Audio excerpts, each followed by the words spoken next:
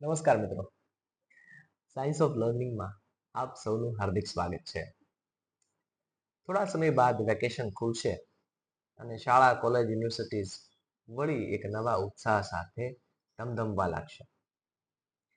જ્યારે નવા વિદ્યાર્થીઓ શૈક્ષણિક સંકુલમાં પ્રવેશ કરે છે, ત્યારે શરૂઆતના સમયમાં એ વિદ્યાર્થીઓને જે તે શૈક્ષણિક સંસ્થાની શિસ્ત, એનું બંધારણ અને એના નિયમોથી અવગત કરવામાં આવે છે.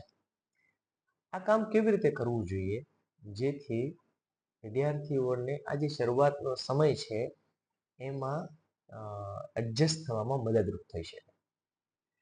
મને એમ લાગે છે કે આમાં સિનિયર વિદ્યાર્થીઓનો ઉપયોગ કરવો જોઈએ. એના ઘણા બધા કારણો છે.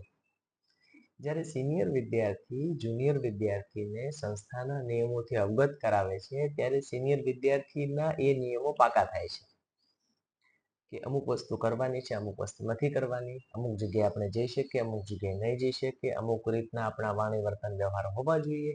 આ જ્યારે સિનિયર જુનિયરને સમજાવે છે ત્યારે એ નિયમો, એ વ્યવહાર પ્રત્યે એ વધુ જાગૃત બને છે.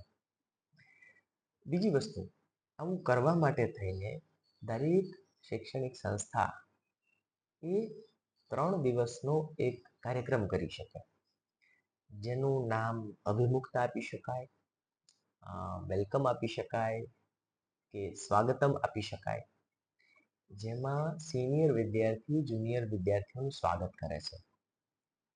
અને 2-3 દિવસના કાર્યક્રમમાં શાળાના બંધારણને એ લોકો ગેમ્સ દ્વારા સમજાવે, મૂવી દ્વારા સમજાવે, નાની મોટી એક્ટિવિટીઝ દ્વારા સમજાવે, ગીતો દ્વારા સમજાવે, નાટકો દ્વારા સમજાવે અને એમાં એને જોડે. આમ કરવાથી જે 3 દિવસ બાળક અનૌપચારિક શૈક્ષણિક પ્રક્રિયામાં જોડાય છે, ત્યારે એને શાળાના ભાવાવરણમાં મૂળ મૂકવામાં, એ છોડને નવી જમીનમાં વિકસવા માટેનું એક સહજ અને ભાવસભર વાતાવરણ મળે છે. આવું જો આપણે કરીએ તો ડ્રોપ આઉટ પણ ઓછા થઈ શકે. શરૂઆતમાં વિદ્યાર્થીઓ પ્રવેશ મેળવે પણ આમ એડજસ્ટ ના થાય એટલે 2-3 દિવસમાં વિદ્યાર્થી એ શાળા છોડીને કે શૈક્ષણિક સંસ્થા છોડીને જતા રહે. એ ઘટાડવા માટે પણ આ પ્રયુક્તિ બહુ જ કારગર નીવડી શકે એમ છે. જેટલી પણ ટુકડીઓ આપણે પાડીએ, દરેક ટુકડીમાં એક શિક્ષક હોય, થોડા સિનિયર વિદ્યાર્થી હોય અને એનાથી ડબલ જુનિયર વિદ્યાર્થી હોય.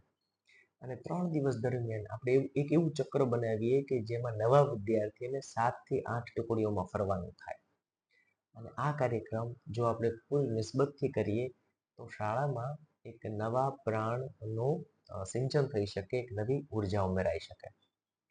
મને આશા છે આજની વાત આપને ગમી હશે. મળીએ છીએ સાયન્સ ઓફ લર્નિંગના આવતા એપિસોડમાં. Thank you so much.